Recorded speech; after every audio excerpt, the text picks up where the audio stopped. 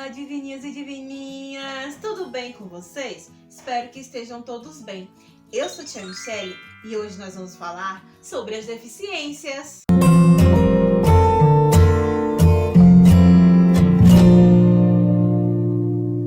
Nós vimos na nossa primeira aula que a nossa aparência do corpo ela pode ser semelhante e pode ser diferente das outras pessoas. Nós vimos que o nosso corpo tem tamanhos, jeitos e formas que podem ser diferentes uns dos outros. A altura pode ser diferente, a cor dos nossos olhos, o tamanho e o jeito do nosso cabelo e assim por diante. Essa forma desse corpo ele pode ser semelhante e pode ser diferente também das outras pessoas. Mas tia, o que são deficiências? As deficiências são situações em que as pessoas não têm alguma parte do corpo, não conseguem se movimentar ou quando os nossos sentidos não funcionam da maneira esperada. Para que a gente possa entender melhor sobre essas deficiências, vamos falar aí de cada uma. Porque existem alguns tipos de deficiência, mas hoje nós vamos falar de dois tipos, que é a deficiência física e a deficiência sensorial. Vamos começar falando um pouquinho sobre a deficiência física.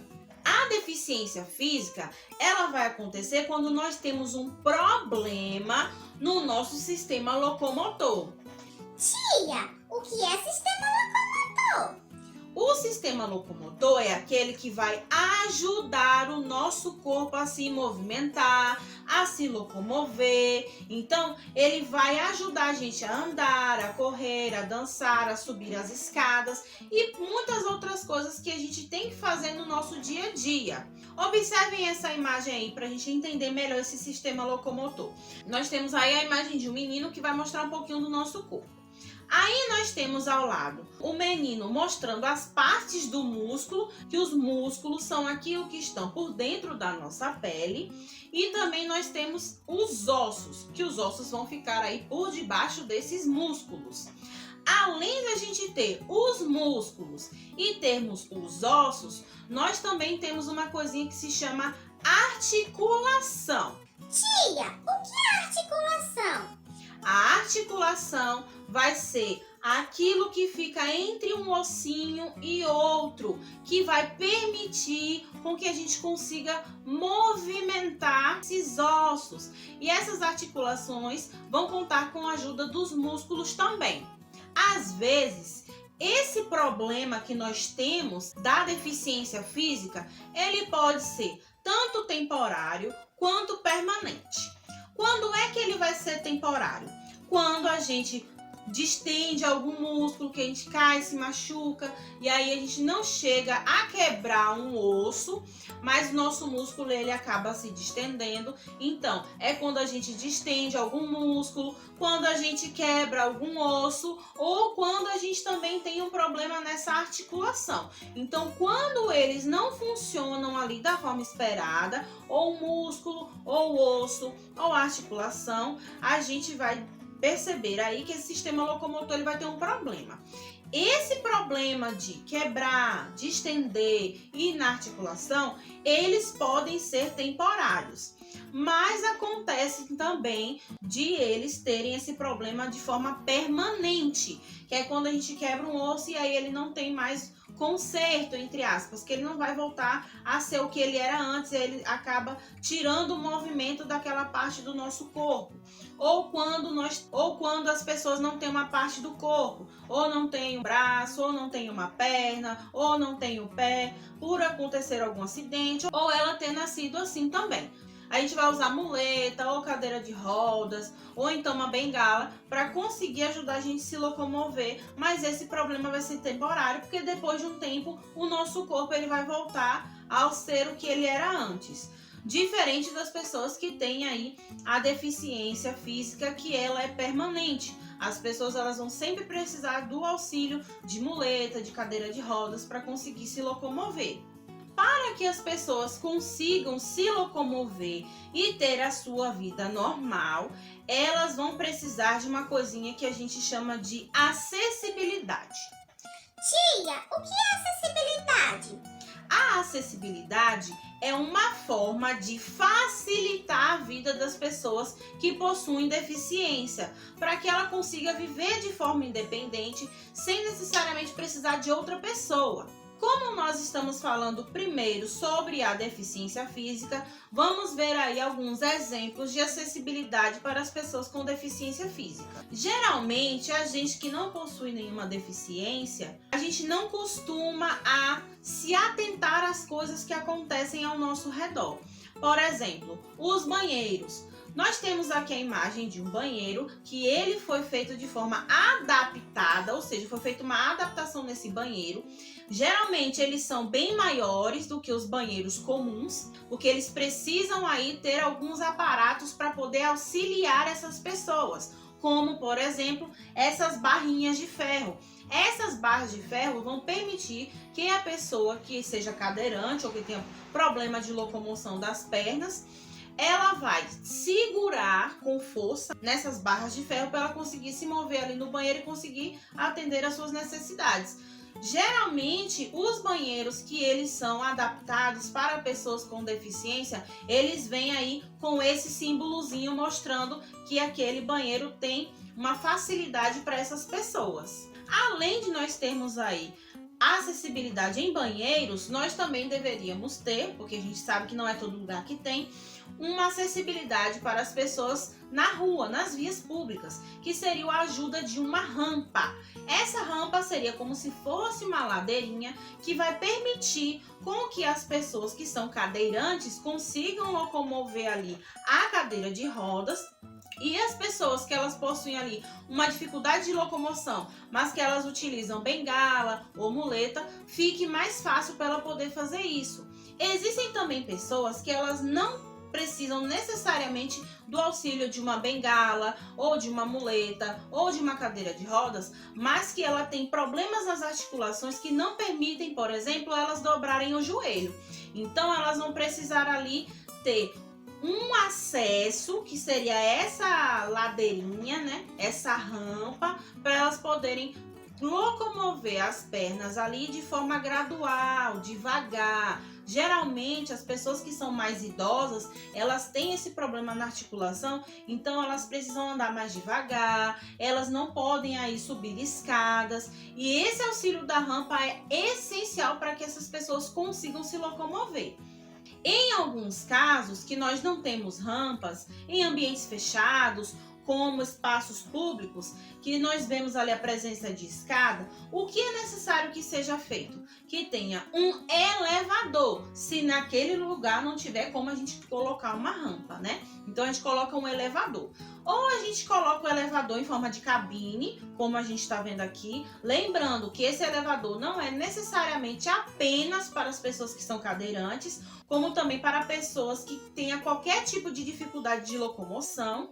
E nos casos que não tem como a gente colocar essa cabine de elevador, o que a gente vai colocar? Vai colocar essa forma aí de elevador, em que ela fica ali presa na parede, e aí, como se fosse na parte do corrimão ali, ela vai correr para subir e para descer, e tem como a gente colocar, encaixar ali a cadeira de rodas. Se uma pessoa com dificuldade de locomoção, que tem a deficiência, ela precisa aí se locomover a longas distâncias, nós temos aí também a presença de ônibus, que é o transporte público, que ele vai possuir essa acessibilidade para essas pessoas. O que é que vai acontecer?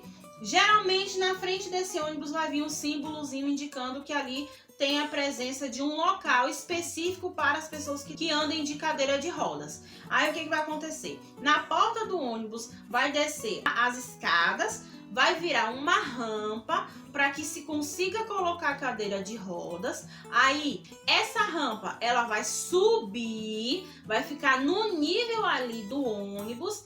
A pessoa que é cadeirante, ela vai entrar e ela vai ficar encaixada em uma dessas cabines aí. Vão colocar o cinto de segurança nela para que ela, no movimento do ônibus, não caia dali. E do lado dela vai ter um botãozinho específico para ela poder descer. Que o barulhinho desse botão para apertar para descer, para avisar o motorista para ela descer, o som vai ser diferente do som das outras pessoas, porque aí ela vai indicar o motorista, que é uma pessoa cadeirante que vai descer, que precisa aí do auxílio para poder mexer no elevador, tudo direitinho.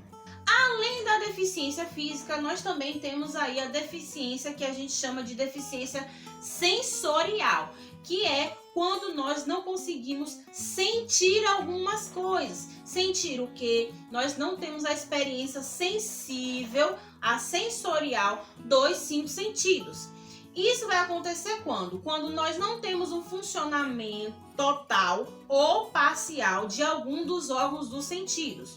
Por exemplo, uma pessoa que ela não tem o funcionamento total da visão, então ela vai ser cega, ela não vai enxergar. Mas existe também o funcionamento que ele é parcial, as pessoas que elas possuem baixa visão, ou então que elas precisam utilizar o auxílio de lupa, ou então de óculos, como tia Michele usa, que é para ajudar a gente a conseguir enxergar as coisas. Além da deficiência visual, nós também temos aí a deficiência auditiva, que é a nossa audição, que é quando as pessoas elas não conseguem ouvir porque teve algum problema no ouvido, nos tímpanos, e ela não consegue ouvir. Isso não funciona de forma total. Na forma parcial, as pessoas elas vão conseguir ouvir através de quê? De um aparelhinho que é colocado no ouvido, que seria como se fosse um microfone interno que a gente vai falar, e aí o aparelhinho vai deixar bem mais alto para que essa pessoa consiga ouvir. Além desses dois, nós também temos aí a deficiência sensorial, que vai ser a falta do tato, a falta do olfato e a falta do paladar. Geralmente, esses três aí, eles acontecem de forma parcial. A falta do tato, do olfato e do paladar vai ser um funcionamento que nós não vamos ter, só que esse funcionamento ele geralmente é temporário. Então depois de um tempo a gente pode voltar a ter esses sentidos funcionando normalmente. Como nós estamos agora num período de pandemia, um dos sintomas do coronavírus é a falta do olfato e também a falta do paladar. Geralmente algumas pessoas que elas contraem o vírus, elas não conseguem nem sentir o cheiro das coisas e nem o gosto das coisas. Quando a tia Michele fala que esse funcionamento ele é temporário, é porque muitas pessoas voltaram a sentir o cheiro e voltaram a sentir o gosto depois que conseguiu se curar do Covid. No entanto, existem algumas pessoas que tiveram uma dificuldade maior de recuperação e não conseguem sentir ainda o cheiro e o gosto das coisas, mas que os médicos vêm estudando aí junto com os cientistas para tentar fazer com que essa perda do olfato e essa perda do paladar não seja algo que é permanente, que pode vir a ser temporário. A falta do tato também é causada por uma doença que a gente chama de hanseníase, que é uma doença na pele, que vai dar-se num lugar e aí a pessoa pode encostar naquele lugar, a gente não vai ter aquele senso do tato como nós temos quando alguém encosta na gente ou quando a gente encosta em algum lugar, mas que também é temporário, porque a gente faz o tratamento e depois de um tempo o nosso tato ele volta. Então nós temos aí a deficiência sensorial, que quando não há o funcionamento dos nossos órgãos dos sentidos de forma total, de forma parcial, e isso pode acontecer tanto de forma temporária quanto também de forma permanente. Além de nós termos a acessibilidade para as pessoas com deficiência física, nós também temos a acessibilidade para as pessoas que têm deficiência sensorial. A acessibilidade que nós podemos ter aí para essas pessoas com deficiência sensorial vai ser aí uma delas o alfabeto Braille. O alfabeto Braille foi criado por um francês chamado Louis Braille, por isso que tem esse nominho dele. Como é que vai ser o alfabeto Braille? O alfabeto Braille ele vai ajudar as pessoas que têm deficiência visual, ou seja, as pessoas que elas não conseguem ver, que elas não conseguem enxergar, elas vão ter um alfabeto que vai auxiliar elas a conseguir ler as coisas, só que através do quê? Através do tato. São aí palavras em alto relevo, que seriam umas bolinhas em alto relevo, que vai ajudar essas pessoas aí a conseguir ler e conseguir escrever sem utilizar a visão. Existe aí uma maquinazinha de escrever que é essa daí que a tia Michelle tá mostrando, é uma máquina de escrever que através do tato, a pessoa ela vai sentir ali as letras e ela vai começar ali a fazer o quê? A bater essas teclas, como se fosse a teclinha do computador, só que ela vai sentir com o tato. E aí ela vai batendo essas teclas aí, direitinho, e aí essas teclas vão escrevendo no papel em forma de relevo. E aí vai fazendo como se fosse uma impressora, e esse papel vai ficar todo aí cheio de bolinhas. Só que essas bolinhas, elas não são assim aleatórias, a gente coloca ali e faz aquilo ali de uma forma sem sentido, não.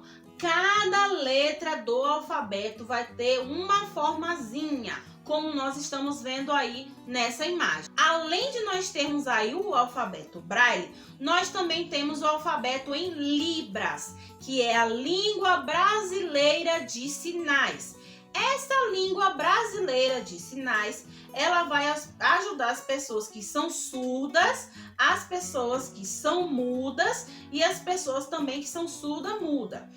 Tia, mas não todo mundo que é surdo não é mudo? Não, às vezes as pessoas que são surdas, elas possuem as cordas vocais, no entanto, por não conseguirem ouvir o som das palavras, elas não conseguem reproduzir. Então, nem sempre a pessoa que ela é surda, ela é muda.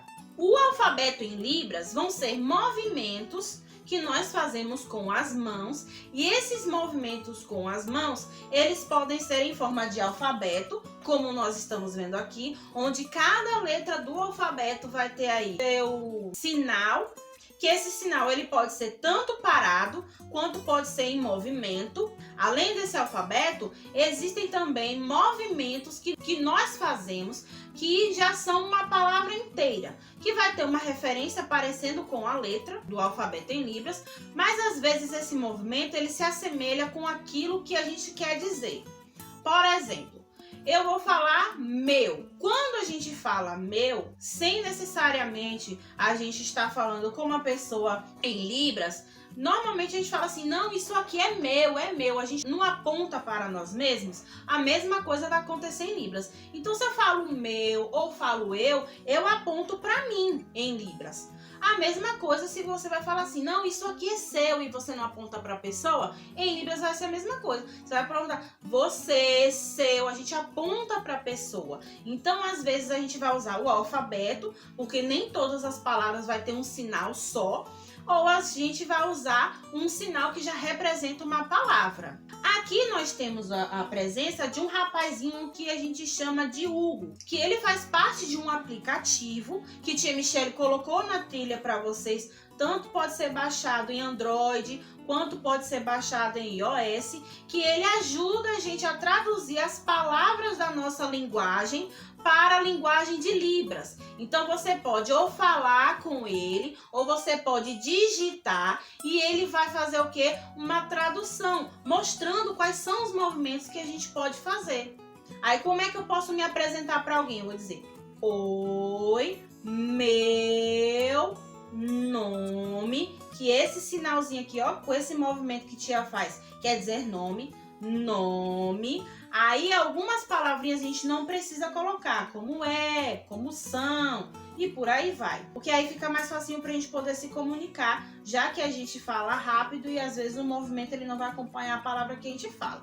Então como é que eu poderia me apresentar? Oi, meu nome é Michelle. Por que tia Michelle soletrou o nome? Porque não existe um sinal que indique que o meu nome seja daquela forma como nome. Outra forma de acessibilidade que nós temos aí, para além do alfabeto Braille e do alfabeto em Libras, também vai ser a acessibilidade de locomoção dessas pessoas. Como nós temos aí um exemplo, as pessoas que são cegas, além delas terem também aí o auxílio de rampas, como as pessoas que têm deficiência física. No chão, vamos lembrar que as pessoas que têm deficiência visual, elas utilizam muito o tato. Então, o que vai acontecer? Na parte do chão, vai ter esse relevo aí, ó, que vocês estão vendo. Que aí ela pode utilizar tanto um cão-guia, que é um cachorrinho que ele é treinado para poder ajudar essas pessoas a se locomoverem, como também o auxílio de quê? De uma bengala, que vai ajudar essas pessoas a se locomoverem também. Então, ela vai utilizar ali o tato e com a bengala, ela vai ali, ó, fazendo aquele movimento nos espaços para saber se não tem algo que ela possa se bater ou se não tem algum obstáculo mais à frente. Além disso, de termos aí nas vias públicas, nós também temos em espaços públicos. Nessa imagem aqui, tem a parte que tem esse relevo no chão, mas nós também temos aonde? Na parte aí, ó, da parede. Não tem a parte da parede que a pessoa tá segurando aí a mãozinha, que esse menino tá segurando a mão? Perceba bem que ele tem aí na mão dele o quê? O apoio de uma bengala também, que é para poder ajudar ele a conseguir se locomover. Além da gente ter esse tipo aí de auxílio, de acessibilidade para as pessoas com deficiência sensorial, nós também temos esses aqui, ó. Às vezes a gente vê na rua que tem um telefone, um orelhão, essas coisas assim. Nesses espaços as pessoas vão poder utilizar esse tipo de telefone. Nesse caso aí que não tem como a gente mandar mensagem para poder ler, o que vai acontecer?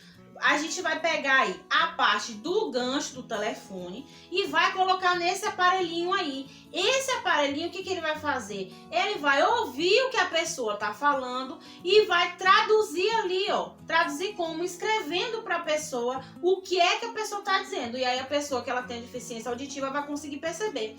Aí vejam que nessa parte do telefone não tem um teclado. Esse teclado aí, a pessoa vai escrever o que ela gostaria de falar. Aí não tem aquela vozinha do Google, da mulher do Google, que aparece no GPS, ou quando a gente quer traduzir uma palavra, alguma coisa assim. Ela vai falar para essa pessoa nesse telefone. Tia trouxe pra gente poder ver hoje a história de Dorinha. Dorinha, ela faz parte da turma da Mônica. Na trilha de vocês vai a história completa de Dorinha para vocês poderem ler desde o início. Só que tia vai colocar aqui só uma parte. Vamos lá. Tá frio, tá frio, tá frio. Ahá, peguei a Mônica. Mas como? Eu estava bem quietinha. Não estava não. Eu a ouvi rindo bem baixinho e meus ouvidos são bem sensíveis. Bolas, vou pro paredão de novo. Tá frio. Peguei o cascão. Ei, como você sabia que era eu? Simples, já sei da sua fama de sujinho. Daí foi só seguir o cheirinho. O meu olfato é bem sensível e... Cheiro de cachorro quente! Magali! A comilona da turma, pelo que sei. Comilona não, degustadora. Mas quero ver você me pegar. Ló. Não esqueça, eu sou acostumado a fugir da Mônica. Cebolinha, com ajuda não vale. Só falta alguém.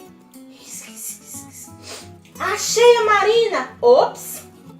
E é mesmo. Mais uma vez esqueci que estava na brincadeira e fiquei desenhando. Quer ver? Desenhei a paisagem aqui do campinho.